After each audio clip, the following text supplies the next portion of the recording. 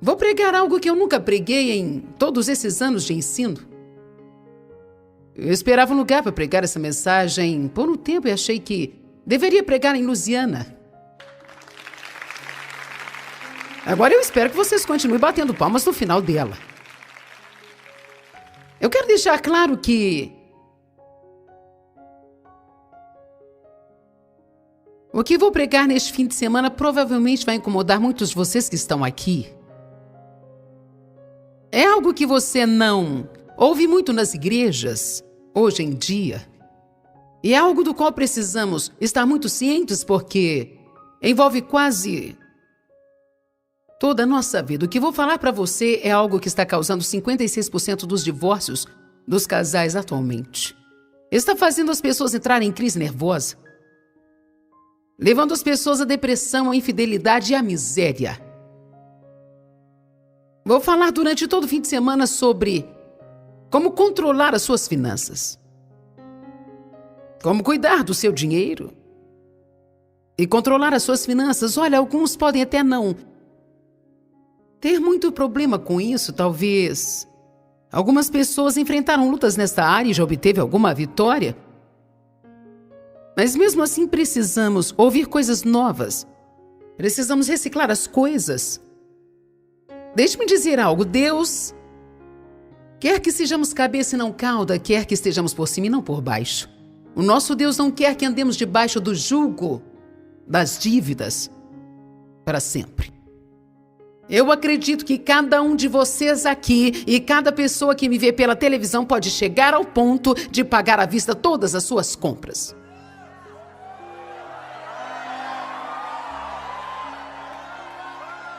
Eu acredito nisso, mas ninguém te tocará com uma varinha mágica para que isso aconteça com você. Sem essa de chegar no altar da igreja e sair arrependendo as suas dívidas.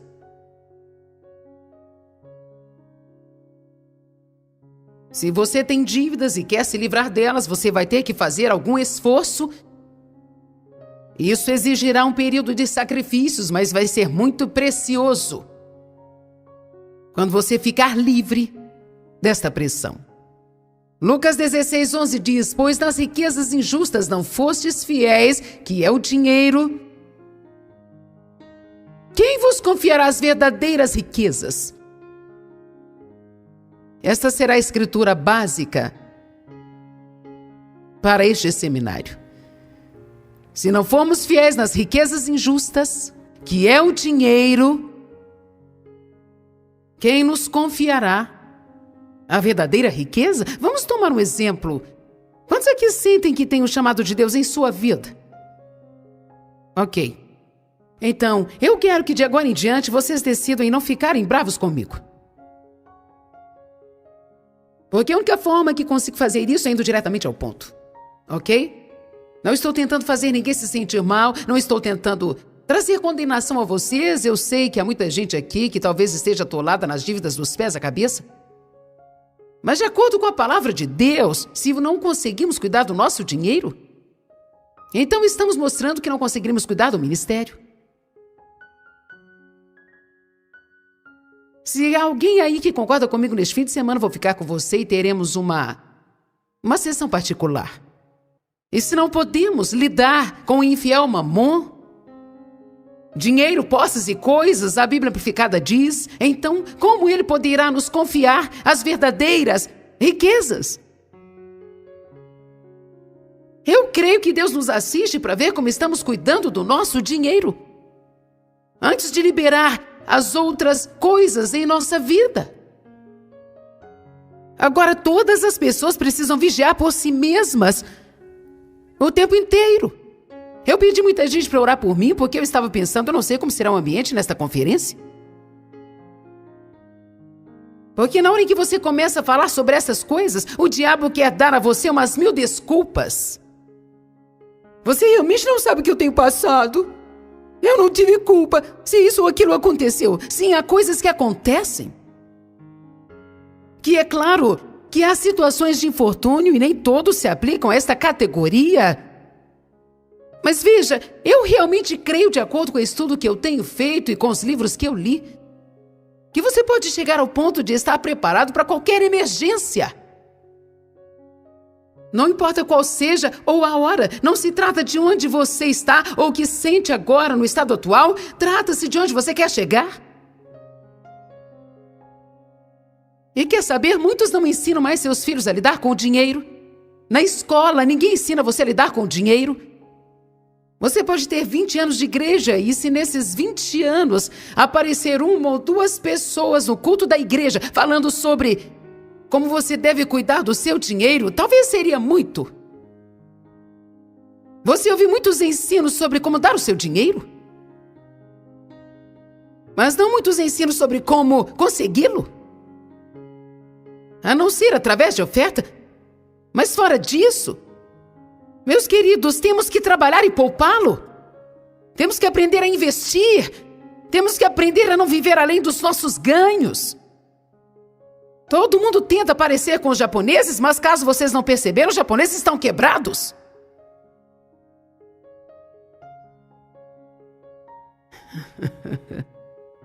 Então, na maior parte do tempo, tentamos ter o que os outros têm, sem nos dar conta de que eles se atolaram nas dívidas por aquilo.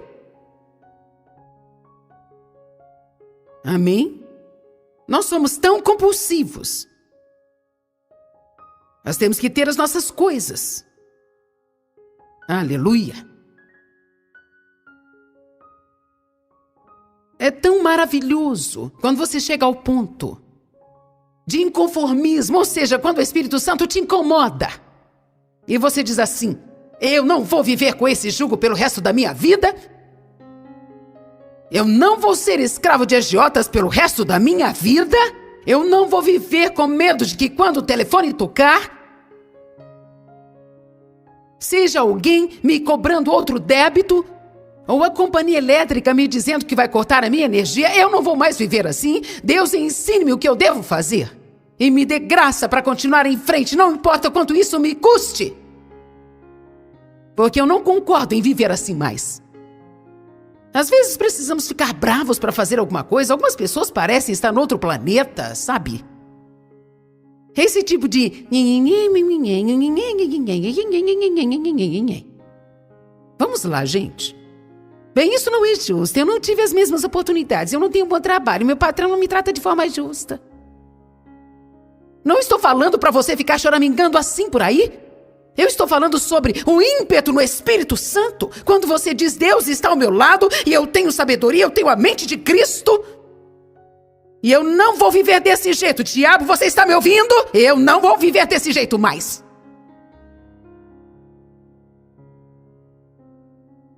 Eu vou chegar ao ponto em que, se eu quiser comprar algo, eu vou ter o dinheiro. E não vou ter que ficar com medo o tempo todo de que, se eu faltar um dia de trabalho, eu vou estar perdido. Vamos lá. Vou chegar ao ponto no qual eu vou poder ter o que eu preciso e sempre viver em abundância. Sempre ter abundância para ajudar os outros necessitados.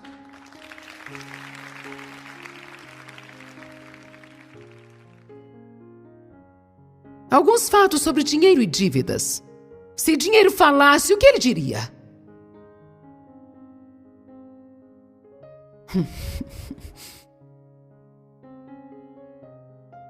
Vamos supor que o dinheiro chegue em sua casa um dia e sente-se no sofá para bater um papo com você.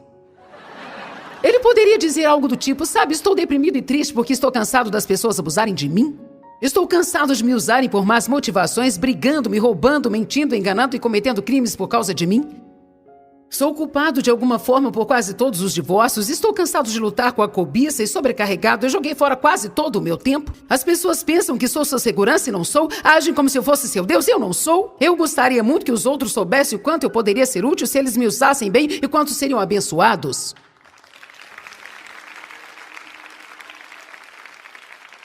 Amém? Agora quero dizer que eu usei um bom número de livros para fazer esse estudo. E creio que devemos dar a honra a quem é devida, então. Essa é uma área que as pessoas realmente precisam aprender de verdade. Há 2 livros que eu li e eu quero recomendá-los para vocês. Ambos foram escritos por excelentes homens crentes. Muitas coisas que eu falo são Pensamentos que eu peguei do trabalho desses homens. De Bob Hatz, um livro chamado O Dinheiro apareceu lá em casa outro dia.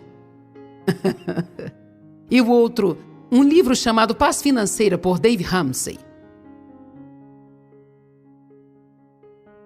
Eles sabem muito mais do que eu. E provavelmente vocês podem aprender somando o que eu estou falando para vocês hoje. Vocês podem aprender muito mais com eles. Há muitos outros livros bons, esses são apenas alguns que eu leio. Existe aproximadamente 2.000 passagens que falam sobre dinheiro. Jesus falou sobre dinheiro muito mais do que falou sobre céu ou inferno. Pelo menos um quarto das parábolas falam sobre dinheiro. É engraçado como as pessoas ficam bravas quando se fala em dinheiro.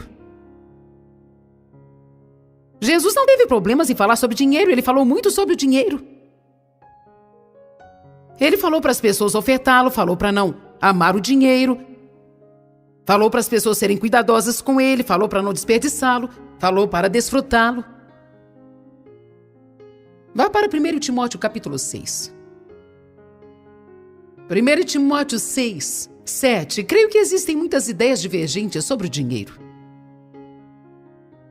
Pois nós não trouxemos nada para este mundo e obviamente nada levaremos dele também.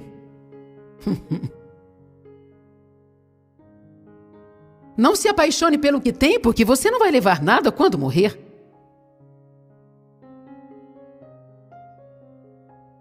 Mas se temos alimento e vestimenta, com isso devemos estar contentes e satisfeitos. Não creio que isso quer dizer satisfação ao ponto de não querer nenhuma mudança ou nunca querer ter bem, sabe? Mas parte do crescimento em prosperidade está em ser grato e contente a cada parte do caminho. E isso é ao dar uma porção do que você tem em cada nível no qual está. Não seja daqueles que dizem, bem, quando eu, então eu. Tudo isso é apenas engano, sabe? É um modo de escapar, de fazer alguma coisa no momento.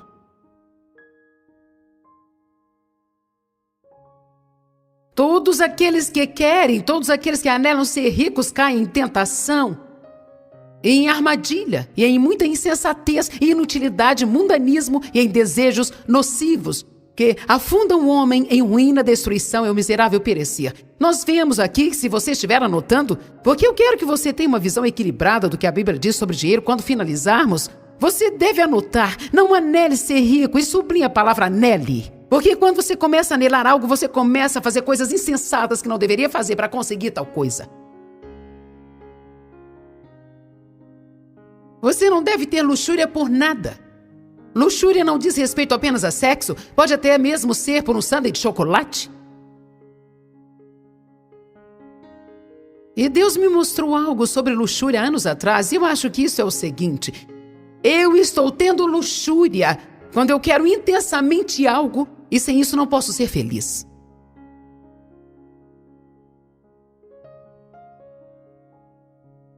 Pois o amor ao dinheiro. Vamos lá, o verso que tem fundado denominações e prejudicado as pessoas. Pois o amor ao dinheiro é a raiz de todos os males. Aqui não fala que o dinheiro é mau, mas diz que o amor ao dinheiro é mau. Lembre-se o que o dinheiro diria. Se as pessoas somente soubessem como me usar corretamente e tivessem uma perspectiva justa. Há muitas advertências na Bíblia quanto ao dinheiro, e isso com razão. Existem 2 testes pelos quais você vai ter que passar. Um é como você age quando você tem pouco, e o outro é quando você age como você tem muito. A razão pela qual crescemos de degrau a degrau é porque não importa qual tipo de fantasia que construímos sobre o que faríamos se tivéssemos dinheiro, você nunca saberá até que tem um pouco, e é por isso que Deus nos testa. Por degrau, você é fiel neste nível, então você é promovido a outro. Então, se você é fiel neste nível, e assim que você chega a uma posição na qual pode fazer um pouco mais pelos outros, agora então Deus vai testar você para ver se você vai fazer lá atrás o que faria se chegasse aqui. Bem, gente, mal comecei, já estou pregando bem. Porque todas aquelas promessas que fazemos a Deus quando chegarmos, E agora que estamos aqui,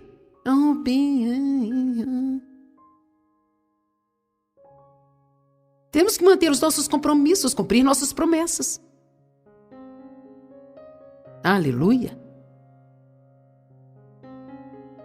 O amor ao dinheiro é a raiz de todos os males. E nesta cobiça, alguns têm se desviado e afastado da fé. E então eles se afligem completamente com muitos pânicos mentais.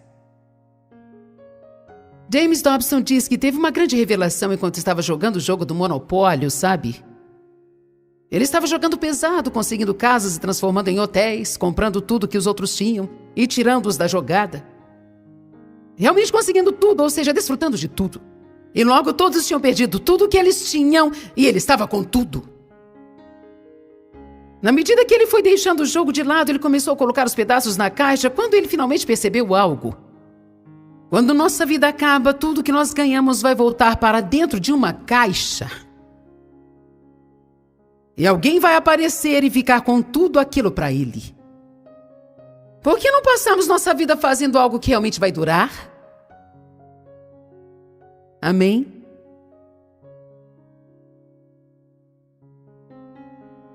Vá para Lucas 12:15.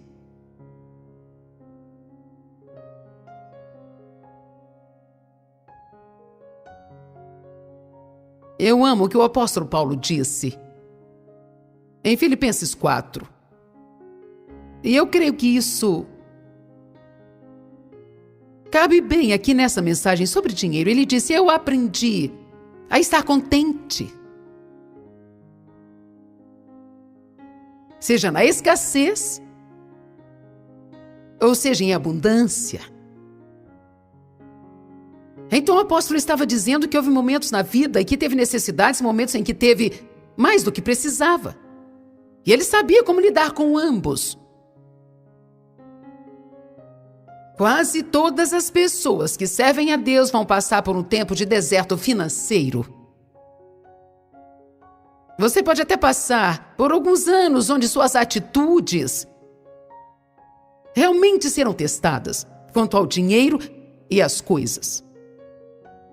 Quando Deus me chamou para o ministério, eu tinha um trabalho integral, Dave também tinha um. E nós não tínhamos nenhuma tensão ou dificuldades financeiras, nós éramos uma família de classe média, 2 carros na garagem, pagamentos da casa, financiamentos dos carros, um monte de cartões de crédito, com muito débito neles. Depois de Deus colocar essa coisa de ministério no meu coração, eu não tinha tempo para estudar ou me preparar. Então Deus começou a tratar comigo para eu deixar o meu trabalho, para que pudéssemos fazer isso. Nós teríamos que ter um milagre de $40 a mais todo mês, porque nossas contas ultrapassavam em $40. Mas eu sabia que Deus colocou aquilo em meu coração. Não estou dizendo para você fazer isso. Faça aquilo que Deus mandou você fazer, não que Ele mandou outra pessoa. Então, por 6 anos, todos digam 6 anos. Por 6 anos precisamos de um milagre a cada mês para pagarmos as nossas contas. Isso era apenas para pagar nossas contas, sem nenhuma outra coisa extra. Eu não estou falando de nada. Eu estou falando sobre roupas, coisas básicas, necessidades reais. Nós tínhamos que esperar realmente em Deus. Eu ainda me lembro claramente de todas as listas de pequenas coisas que precisávamos, como eu preciso de uma frigideira nova, preciso de uma lavadora. E esperávamos a provisão de Deus para isso. Eu me lembro que eu ia para os bazares com os $10 ou $15 e crendo em Deus que eu iria encontrar sapatos para os meus filhos. Por lhe dizer a verdade, eu não acho que isso seja um mau lugar para as pessoas começarem. Mas também não acho que é onde você deve estar toda a sua vida. Eu me lembro que eu tinha que ir para o supermercado com uma lista, cupons e calculadoras. Gente, eu não podia passar $1 da lista que eu fazia. E sempre era hambúrguer e galinha, galinha, hambúrguer, galinha. Eu queria comprar bifes. Eu tinha que comprar pouquinho porque não dispunha de muita quantidade de dinheiro. Quero dizer, eu não queria comprar pão velho e nem procurar enlatados que estivessem amassados e eu me lembro que fiz isso.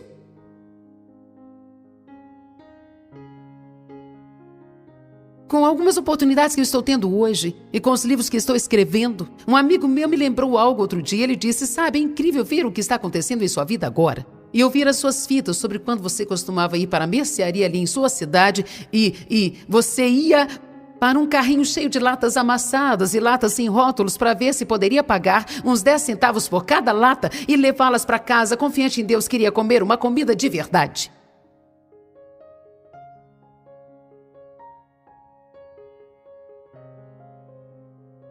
Eu lhe digo uma coisa, quando eu estava naquele lugar, eu tinha que ser fiel e continuar ofertando, e não tínhamos muita coisa para dar, mas eu me lembro de pegar o lençol da minha cama e ofertá-lo, e eu me lembro de ter tirado quadros da minha parede e ter ofertado. Me lembro de ter dado a alguém meu anel de casamento, que custou $17. Eu tinha um bem melhor, mas o Dave perdeu jogando golfe. Ele estava com ele no bolso, estávamos jogando golfe, ele o meteu no bolso e o perdeu, sabe? Isso sempre parece comprometê-lo, mas foi apenas um acidente. Ele não tinha dinheiro para comprar outro para mim, então eu comprei um anelzinho numa loja de livros cristãos. Tinha um peixinho no anel. Era a única coisa que eu tinha que possuía algum valor, e então certa noite Deus me mandou ofertá-lo também. Foi como, bem ok, daqui uns dias estarei sem nada. Eu não acho que esse seja um bom caminho a seguir, não vamos ter nada. Então eu tive uma grande visão e um sonho no meu coração de fazer o que estou fazendo hoje. Estou procurando latas amassadas. Eu estava lá na mercearia e Deus estava me falando para esquecer o carrinho de compras e todas essas histórias que eu estou contando para você. Mas foi assim que tudo começou e foi importante para mim. Aquele tempo em minha vida é precioso na minha memória, queridos. Não despreze os pequenos começos, meus amados. E quando você está em tal lugar, se você tem ciúme dos outros, você nunca sairá do lugar no qual está? O seu comportamento no deserto determina o tempo em que você vai ficar lá. Se você é fiel no pouco, Deus vai fazer você transbordar.